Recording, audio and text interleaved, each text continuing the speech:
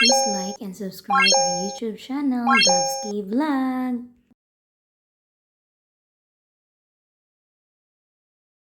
So ngayon, let's enjoy Macau. Let's go!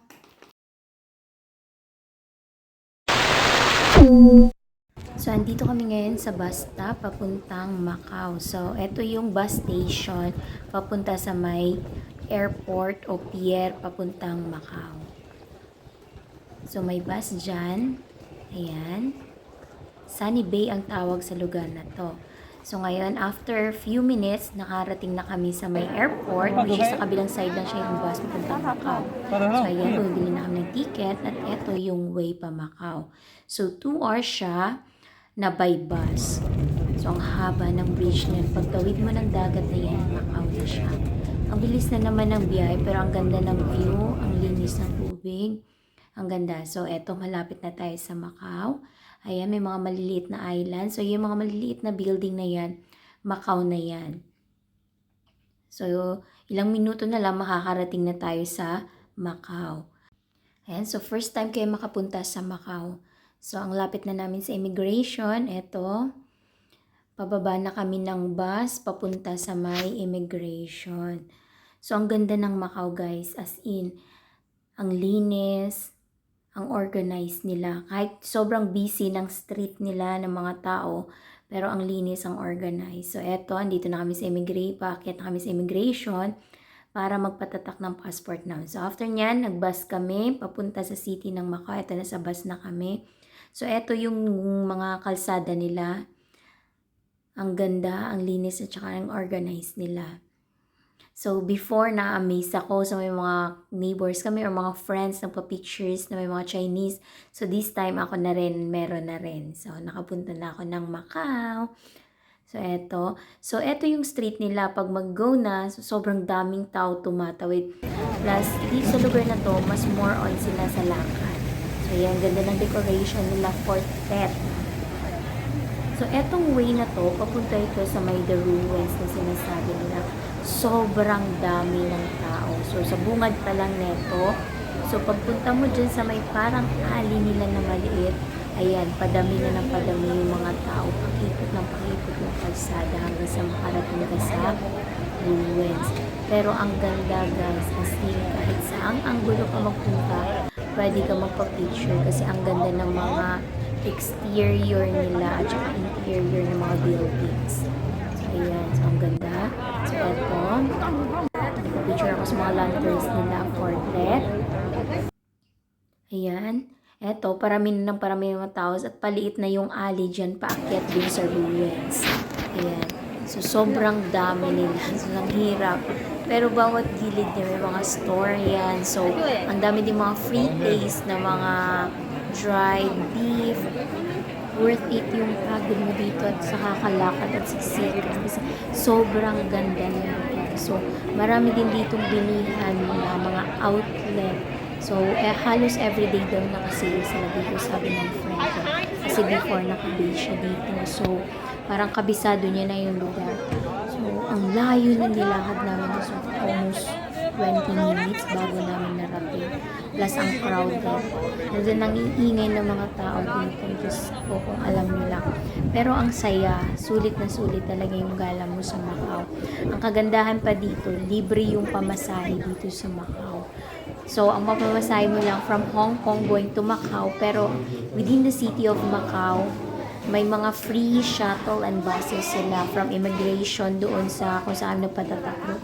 Libre lang. Ngayon, eto na, pumasok na kami sa likod ng ruins, yung museum nila. So, marami kang makikita dito, mga Bible, mga decorations before sa church. Ayan. Sobrang dami niyan. Piniserve nila. And then, maganda lang dito, pag makapasyal ka sa mga ganyan, so marami kang matututunan ng mga dating history nila sa lugar na yun. So, ang saya.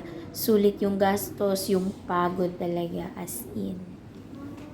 So, ayan, may mga paintings kami na nakikita dyan. So, ang gaganda ng mga paintings nila. Sobrang tagal na. And then, sa likod neto, parang may glass, din sila.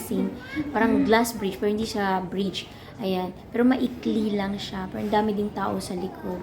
Pero hindi ganun karami katulad nung sa harap. Sa harap talaga mahihirapan kang maglakad hanggang marating mo yung ruins.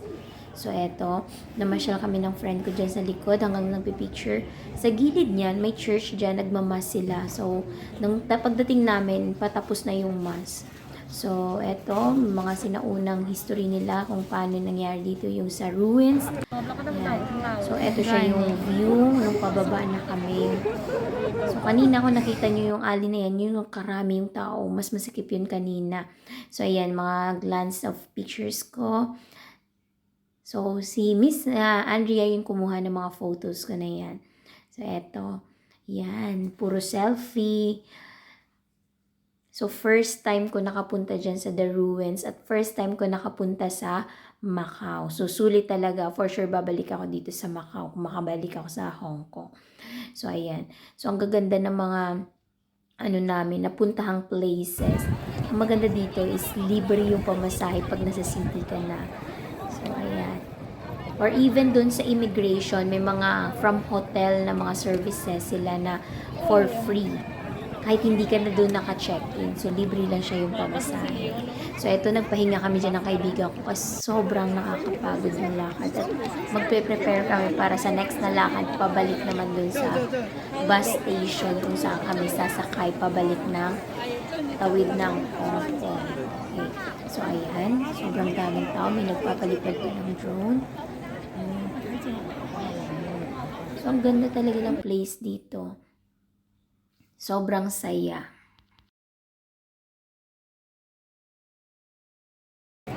So, yan, nakababa na kami.